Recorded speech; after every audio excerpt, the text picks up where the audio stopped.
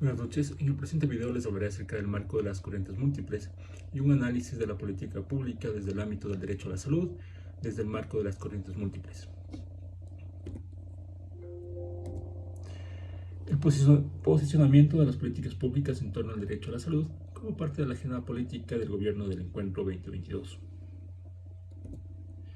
Los problemas. Desde la UNICEF se realizaron múltiples acciones en el contexto de la pandemia de la COVID-19. Este momento histórico que conmovió a la humanidad como tal afectó todo lo referente a salud, a los derechos de la salud, está inmersamente ligado a que el acceso a las pruebas para detectar COVID-19 se incrementó en todos los hogares. En octubre del 2010, la mitad de los hogares con contagios accedieron a la prueba. En febrero del 2022, 6 de cada 10 lo hicieron, aun cuando el acceso todavía era desigual, la brecha se había disminuido. 9 de cada 10 hogares afirman haberse recuperado de la COVID-19, 1% reporta que alguien de su hogar falleció debido a esta enfermedad. A nivel nacional, el 33% de los hogares prefiere que sus familias contagiados se atiendan en casa o no reciban atención. En caso de recibir atención en instituciones de salud y profesionales de la salud, es del 46% de los hogares optaron preferentemente por el servicio privado de la salud. Es decir, que nuestra red pública de salud se vio afectada por el problema de la COVID-19. Todo esto tiene que ver y está ligado inherentemente al derecho a la salud como problema. Tenemos también en este ámbito al Ministerio de Salud Pública con la resolución número MSP 2022-0012R firmada en Quito, Distrito Metropolitano, el 22 de junio del 2022, la cual se observan, y en resumen, en la observación general número 14, el Comité de los Derechos Económicos, Sociales y Culturales de las Naciones Unidas respecto al disfrute del más alto nivel posible de salud destacó que el derecho abarca la atención de salud como una oportunidad apropiada, así como los siguientes elementos interrelacionados de disponibilidad, accesibilidad, aceptabilidad y calidad, cuya aplicación dependerá de las condiciones prevalecientes en cada estado. Y dispuso primero que cada estado parte deberá contar con un número suficiente de establecimientos, bienes y servicios públicos de salud y centros de atención de la salud, así como de programas. La naturaleza precisa de los establecimientos, bienes y servicios dependerá de diversos factores, en particular el nivel de desarrollo del Estado parte. Con todos estos servicios se incluirán los factores determinantes básicos de la salud como agua limpia, potable y condiciones sanitarias adecuadas, hospitales, clínicas y demás establecimientos relacionados con la salud, personal médico y profesionales capacitados y entre otras. Con todo, el acceso a la información no debe menoscabar el derecho. Esta observación que hace la ONU habla acerca de todos los derechos que tienen las personas por el simple hecho de ser personas y se observa como un todo macro. También habla que en los numerales 4.3, 4.4 y 4.5 del informe referido en el considerando se señala respecto a las causas del desabastecimiento como problema de salud pública y como afectación a este derecho a la salud, el incremento de la demanda y procesos de adquisición de medicamentos, respectivamente, que el desabastecimiento de todos los establecimientos de salud del Ministerio de Salud Pública se refiere a que tienen problemas de reorganización territorial en salud que se emiten de acuerdo al Acuerdo Ministerial número 19-2020, publicado en la edición especial del Registro Oficial número 641 del 5 de junio del 2020, en la que se estableció la fusión de establecimientos de primer nivel en un menor número de distritos. En realidad eran 140 a 92. Esta reorganización territorial mencionada provocó como efecto indirecto que se sumaran más establecimientos de salud a un solo distrito.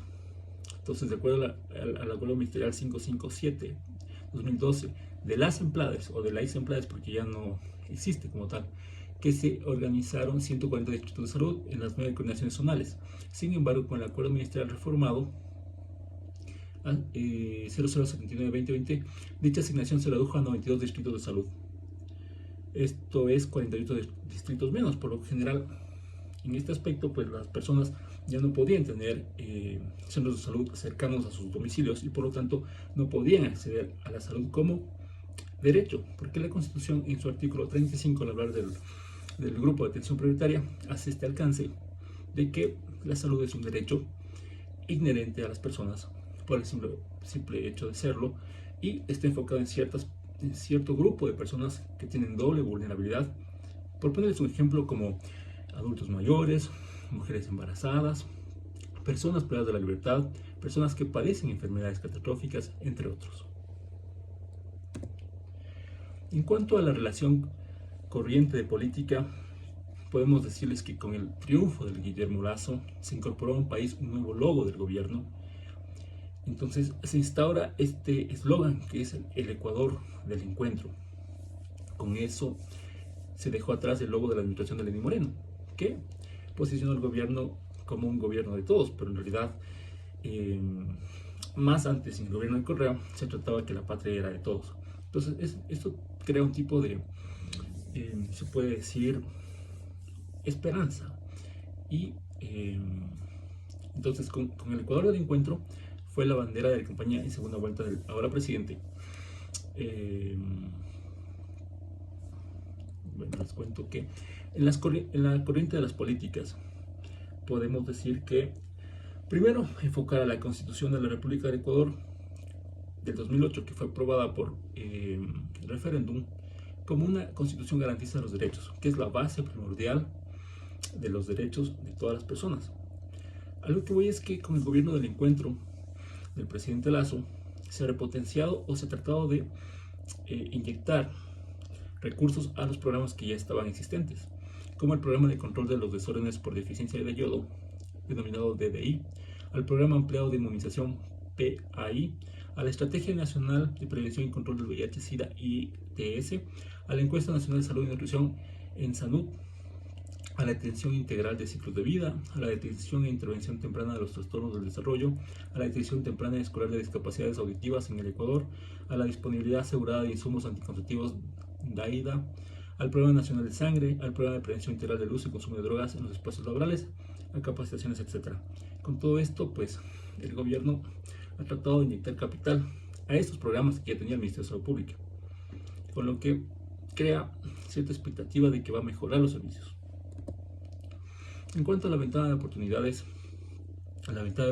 es un momento crítico y de allí salen las oportunidades, según lo mencionó Zahariadis. En 2008, mediante el referéndum, la nueva constitución es aprobada en las urnas y es un momento político que se legitima de manera electoral. En sí se cumple lo que habla él de las ventanas. Por un lado tenemos un partido de derecha que gana las elecciones con un 51% sobre el candidato del socialismo.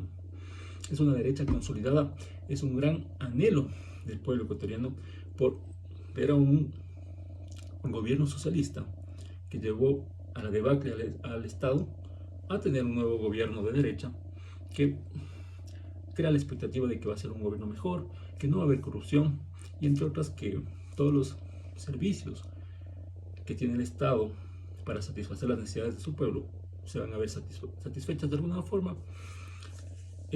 También el gobierno del encuentro fortalece los espacios ciudadanos, permite la lucha frontal contra la corrupción. Es este anhelo y sueño del presidente Lasso con el que llega a ganar las elecciones. Un gobierno transparente, de cero paso a la corrupción y que todos sus recursos van a ser inyectados de manera a derechos como salud, vivienda, educación, entre otras. Los sistemas de los emprendedores de política. Estos son individuos o actos corporativos que intentan unir las tres corrientes. Primero tenemos una imagen de Guillermo Lasso, en la cual trata, como les decía, de devolver la esperanza en la democracia que se creía perdida. Tenemos un discurso del presidente de manera contundente, que es diferente a los discursos de izquierda. Tenemos un movimiento, ahora el movimiento oficial es el movimiento Creo, creando oportunidades, que se consolida como una fuerza política que da esperanza en la lucha contra la corrupción. En cuanto al cambio de decisión, tenemos en este aspecto a los movimientos indígenas, a la CONAIE, a la FENOCIN, entre otros, a la sociedad civil, conformada por aquellos hombres y mujeres empresarios que aportan activamente a la construcción del gobierno. Por ponerles un ejemplo, la ministra de Salud era una académica, decana de la Facultad de Medicina de la Universidad San Francisco de Quito, considerada para ser ministra de Salud en el gobierno del encuentro, en el gobierno de todos. Con este lema de juntos lo logramos y todo es posible, pues se trató de que ciertas personas, las más aptas personas, puedan ser ministros de salud para llevar al Ecuador y sobre todo a esta sección de salud a un buen camino, se pudo haber dicho.